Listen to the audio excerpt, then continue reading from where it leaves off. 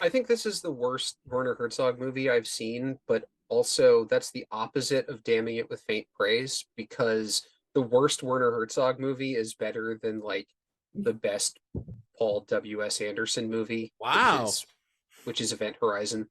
Um, like I, you can definitely see him as a very young filmmaker in this, who's definitely in love with his tone in a certain way, but like there's so the first of all the this movie is so crisp. It's Like it's insane. amazing. We were talking about that. It's amazing. I just stared at it. I did stared watch the so hard at it. registration. Uh-huh. You know, the registration was so amazing. You just watch these scenes and it's like they shot it in video. Oh no. Well, everybody else is using like Mitchell's and like that. The German cameras had those pins. Every time we get a frame, it go in that gate, pin came out. Came to a complete stop. Yeah, and so you got this beautiful, just It's- again, it's the restoration like- was great. It looked, It's like an Ansel Adams picture gallery, only it moves. It wasn't a tiny even bit of snot on the entire thing. It looked amazing. No. And that sound was all, obviously they put the lavalier mics on them, and they were recording like with a mini camera, a mini recorder. Herzog probably owns the negative. Yeah, he probably does.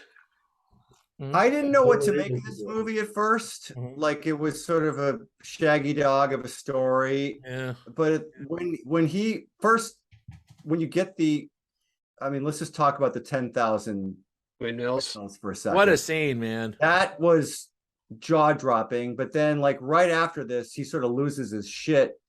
And then it gets really funny. Yes. But that's also kind of the break in the most Herzog flicks. It's a comedy. It's really funny. But it's and I ended up really, really enjoying this because it just gets so over the top watching him like and there's great scenes where the camera is like a mile away, but you can still make out every detail of him sort of running around. When he's jumping into the wall, he's just smashing into the wall for some reason. Yeah. And then he jumps down, which looked like a really high thing to jump off of. Kind of did. No, I don't. I think the scene you put up there, Chris, is great because of how the film tracks with the main character. And admittedly, the first part of the film, it's just him slowly cracking up, just being bored, and kind of like he's married, and he's just kind of doing, kind of going through the motions of doing what he has to do. But at that point, it's him on patrol, and he sees that valley full of windmills. Yeah. It's literally where the film breaks in two at that point. Yeah. After that, he's completely lost his mind. Right. Yeah, and it's great. And that film really took off. The last act is in high gear. I also love that you never see any officers until like the third act. Yeah. And then they show up to clean up the mess. Colonel is actually like a decent person. It's like, well, he's kind of gone crazy. We're gonna have to nobody in this movie likes being a Nazi. Like they're very much like, this all sucks. Yeah. Like, I don't like even the officers are like, well, don't kill him. Like, just bring it to your gas, don't shoot him. Nazis. Well, it makes a difference between who's a Nazi and who's a German, in some ways. And this is about these poor conscripts or whatever who are stuck in the middle of nowhere in Greece. Yeah. And also probably the officers who weren't really with the program. So like you go over there and you deal with coast. Like it's not we don't want you on the front line because you're not a true believer. Well, yeah, the paratroopers took over. You got that feeling that it was that they just weren't. They were all misfits, basically. Right. And yes, you stick them on coast because there's no strategic value. Oh yeah, it's German MASH. Yeah, like it's literally like it is. It's German like the catch. No, the stakes are too high in MASH. But the Germans, the paratroopers took over the entire country in like less than a couple of weeks, and so. It was considered to be like a low priority country. They occupied this. Well, they probably got their their lowest echelon officers to watch the place. Yeah. Oh, hello. Hi, Ghost Sandy. There she goes into the ether. Wow. That was back cool. With Totoro. Even though I didn't totally like the story was a little, wasn't sure what it was doing the first half. It didn't matter because the camera, the setups. Like every scene was so exquisitely composed. And what are you doing? I'm just trying to get Totoro into the frame. Hey, Totoro! Hey, hello. the the composition was so exquisitely done on top of the insane levels of detail in this print that I just, like John said, I just stared at it for the first hour. The scene with the little girl and her dad, where Thank she's you for bringing singing that up. when she's singing her song and she's like twisting her dress. Oh yeah. And it doesn't. Which The camera seemed never real. moves. Right. It never. You never come off of her at any point. And I read a review of this where somebody was like, every scene is like 2 or 3 beats past where you think it should stop. And like, and that scene is one of them where it's just like, I need you to stop. I really need you to stop filming. Oh, I didn't feel that way at all. Oh no, because I was getting uncomfortable watching her. Like it's just, it was too personal. You have to perform for these soldiers. You have to perform for these soldiers, and like she doesn't want to, and you can feel that coming through the screen. Yeah, like I'm concerned that girl didn't want to perform. Like Jim said that felt real, and I said the same thing when that scene ended. I said that did not sound or look scripted at all. It seems like they found those people and started rolling and got that. Yeah, probably gave them the roughest direction, like just sing the song and do your thing. And then it was put the camera on the little girl and can you sing this song for us? And that's what they got. Pretty much. Yeah, it's pretty good. It absolutely, like it. I don't get that sort of uncomfortable feeling watching movies very over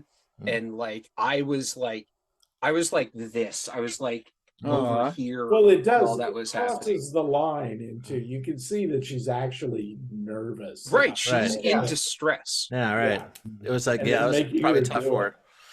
But also the end. German tactics are one of the things that like people are like in awe of. This is the German tactic of sitting around waiting for something from the he's got the castle and like we're just gonna let him do his thing until he gets tired is an unusual tactic. Which is like a great tactic because he does. So. He's like, we'll wait until he's firing fireworks, and then it'll take him too long to get back to the. Yeah, exactly. So you can't blow up all the ammunition. Yeah. Right. And then you get the ending, which is just the long back of the truck shot of the truck driving away. Going away from the city. Yeah, and there's this, and then it was over. Yeah. I'm not sure how it ended. Sort of like the war. Is that in the mental hospital or is it in the Russian front? I'm not sure exactly which. What? The end of the film. How do you think it ended? Who knows? Doesn't matter. They were too nice to send him to the Russian front. They probably just sent him someplace to to get some rest. What is more restful than this place he was already in? Right, the rest is the problem. That was, and that's an interesting conundrum. The rest is the problem. He was understimulated. Whereas I'm like, I would love to hang out in this town. It seems great. Yeah. This is the most exciting thing these guys did that day. Yeah. No, the most exciting thing they did was making the roach trap. Yeah. That was really well done too. This guy, a good roach trap. The backstory is interesting too about Werner Herzog's father working as an archaeologist in this site. And the translation, the translation was a translation that he did. Yeah, and that was really something. So he got to spend a lot of time running around that place. So he knew it really well. When he just, write what you know or make a movie about what you know. All Germans, all modern Germans, have this love relationship with Greece because they just want to go somewhere where it's really hot. Well, yeah, so they can strip off their clothes and lie on a beach. Basically, the heat radiates off of this movie. Like, no, it does. You can see it coming off the walls. Those white. This scene. Those white. Yeah, that's why everything's painted white there, man. Or else it'd be intolerably hot. Good stuff. So I went back and I actually read the Arnhem von Achim, or the Achim von Arnhem short story that this is based on. And I was amazed. The one that's from like 1819 or something, right? 1813, 1819. Yeah. Wait, that's a story that was the source material? Yeah. That's the alleged source material. And it's like closer than most adaptations of novels today. I mean, it's called the Mad Veteran of the Fort and some French name. So it takes place in southern France, like at Napoleonic times. Okay. And the whole story is there. He's married, the Mad Veteran is married to a French woman, and it just, he goes mad and he starts setting off fireworks as a way to like deal with his craziness. Well, and that's obviously the conceit of the movie that is complete bullshit. Is you can't make fireworks with modern, of course, with like smokeless powder. Right, it doesn't work. Well, But it would absolutely work in the early 1800s Yeah. when you're using black powder for all of these charges. Well, this could be antiquated Greek, They whatever. do Munitions. They do Yeah, say something about it being non-useful. Yeah, they couldn't use it because it it's so wasn't old, none of that but was the right gauge or bore Still, for different weapons. Yeah, smokeless powder comes from like Really? before the 1891, yeah, something like that. Yeah. it's after the Franco-Prussian War. I just this scene here made me really wish it was in color because it was so. Yeah, it would be Oh, interesting. Black to and see white that. looks so good. It did it. It was I really. never wished this was in color. No, I mean, except for this part for me, there's like it was beautifully exposed the entire. I Yeah, rolled I that- would like to know what color this was. Yeah. You know, like if this was like all red or green or something like that, I think that would be really interesting. Yeah. Like you could almost do like a Schindler's List thing where you just have the fireworks in color. In color, Mhm. yeah. Yeah.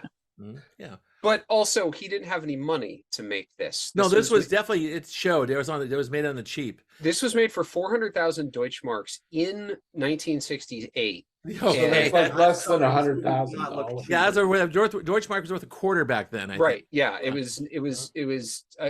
The joke I made about it being $11 and $9 was winning a donkey. Yeah. Like that's absolutely. I hope Oh, they got there their is the deposit back drachma on that thing, donkey. What? They did not get their I deposit. got tired back. of looking at that dead donkey after a They while. Man. didn't That was get a their lot of deposit time with that back dead from the donkey. No, that part, the part, because I kept thinking, man, somebody needs to do something about that donkey. And then all of a sudden, those dudes show up in the truck. Get away. And I like how the shot ends because with it like, being dragged. they along, start just dragging bloodstream. it, and you start seeing a skid mark. A line of goop along the Yeah. pavement there is disgusting. I'm Well, sorry. they were afraid they were going to get shot, so they were doing it the fastest way. That's true. What's the it's fastest also- way we can get this donkey out of the square? It's Well, also but the it most wraps Werner around Herzog his thing I can legs and think of bullets. is No, just no. concentrate on the stripe of No, goo. saying that happened. That was stripe actually you of could see goo. where Herzog was going to move. His next moves were going to be. Yeah. You know what I mean? I'll just Yep. say I don't think this movie looked cheap. I mean, if it cost nothing, it didn't show because mostly because of the exquisiteness of the camera work and the composition. And the amazing location. Well, you know Right. that they filmed all this basically guerrilla because Greece was in the middle of a fucking military There was push. a junta. Really? Yeah, the Yeah. Greek army was taking over the country, so they didn't have permits, and like literally, they all might have gotten shot. Yeah. Like, so they're filming all of this just whatever they can because he's spent all the money to take everybody to Greece and buy all the film. So, it's- Well, this is an island, right? yeah. Yeah. That was Kos. probably a little bit of notice if like If the you Greek look at army was where going it to come over and kill actually- everybody. If you look at where it actually is located, you know how Anatolia, so Turkey, comes out like this. Right. It's like to the east of Cyprus. You know, Wow. it's like along the Greek coastline. Yeah, so this this island was part of the Ottoman Empire for a very Yeah. long time. Well, and you see then- that minaret. right, All right. Right. where they had the Nazis standing at the top with the Right, with with- binoculars. Yeah, Mhm. it was part of the Ottoman Empire for a long time, and then the Italians took it from the Ottomans in some war Yeah. in the early 1900s, and it was part of Italy. Uh-huh. And then after World War II, as part of their armistice with Greece, Greece took the island.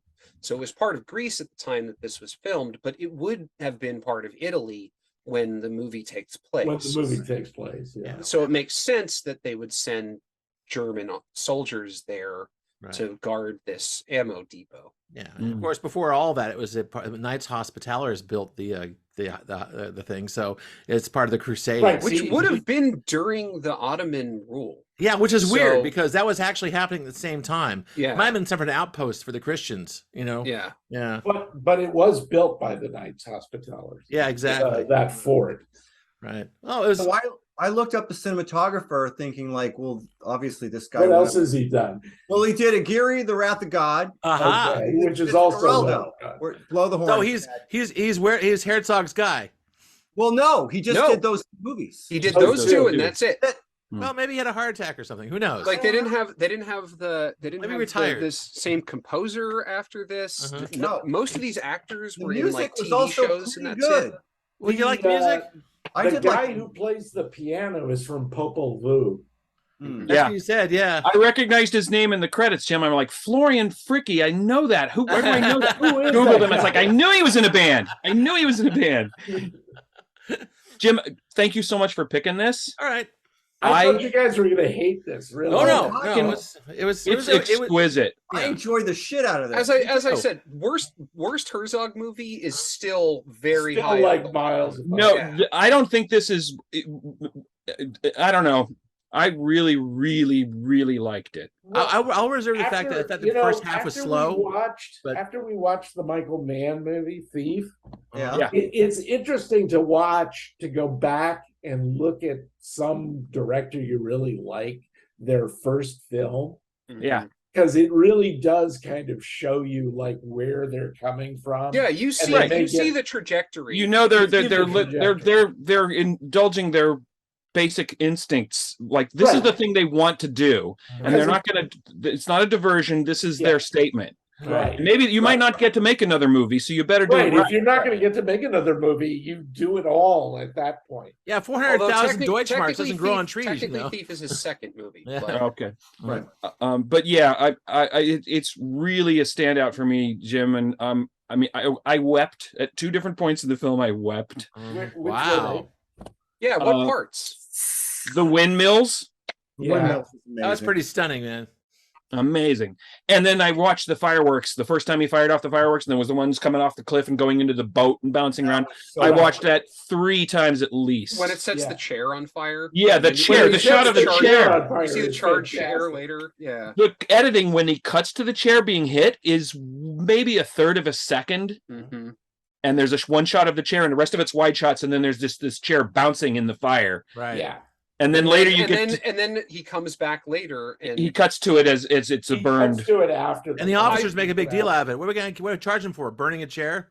I don't even want to analyze it too much and try to figure out the poetry of this and why I liked it so much. But one thing that came to me was like, what if Waiting for Godot was beautiful? That was the question that came in my mind. All right. And the first, Scott, you said it was slow. I was never bored. No, I thought the first third was kind of dull. I've said to Jared in the past, it's like, I love movies about nothing, and this is the perfect movie about nothing because nothing was happening. I was almost disappointed after the windmills when he lost his mind and things started actually happening. It's like, oh, it's a plot. Damn. Yeah.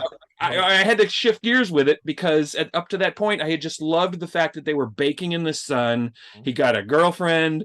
They caught some cockroaches. Watches a dude play piano. Yes, he pushes the door open and watches a guy play the piano. I guess we're different that way because for me, it kind of felt like home movies. Guy with the music box. Mm-hmm.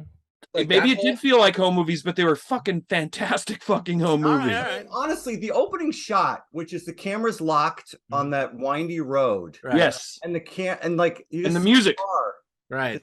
Like sort of works its way and then it disappears behind the hill for a while. Yeah. Comes back out again. But it finally comes back This out. is interesting. No, that shot's telling you what the whole movie's going to be like, really. Also, that's a confident filmmaker who can open up a gigantic vista like that with a tiny bit of action in the corner and expect you to figure out what's going on. But it's very also, confident. The shot is recreated in color in Aguirre, The Wrath of God. Oh, okay. Oh, with the party going.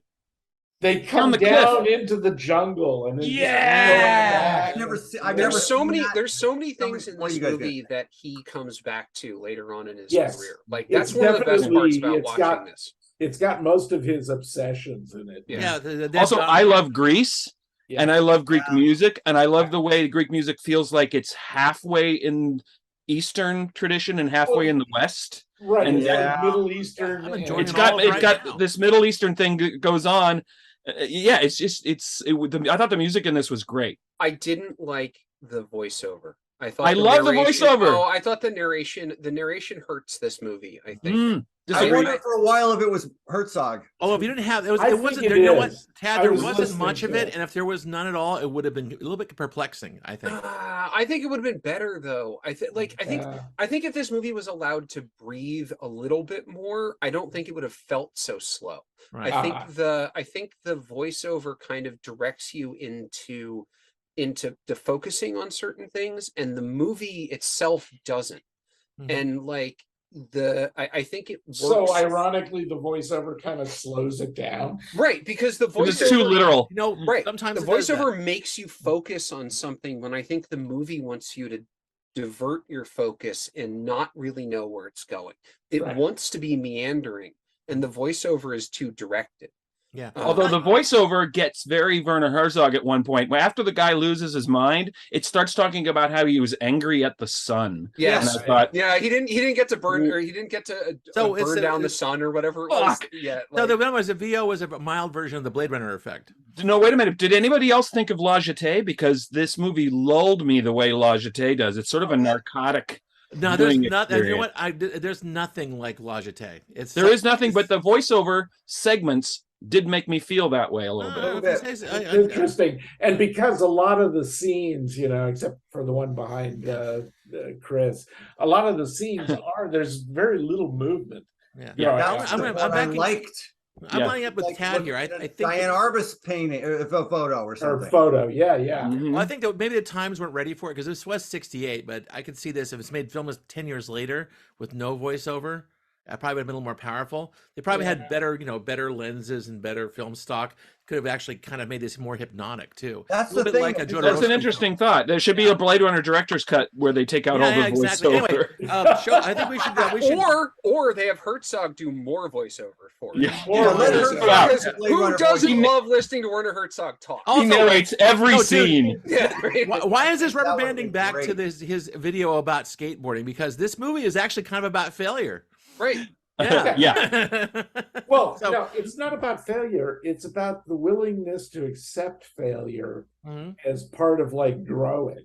Yeah. Right. Well, That's actually, what he points out in the skateboard thing is like he loves the fact that these kids are just like, shot after shot of people falling down until they finally make it. You got to fall down 40 times to make it the 41st. and also that Right. you realize that theme of people trying and failing shows up in a lot of his movies. Yes. Yeah. But anyway, show us It's Geraldo. yeah.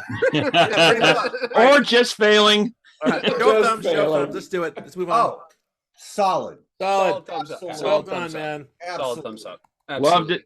Good pick, man.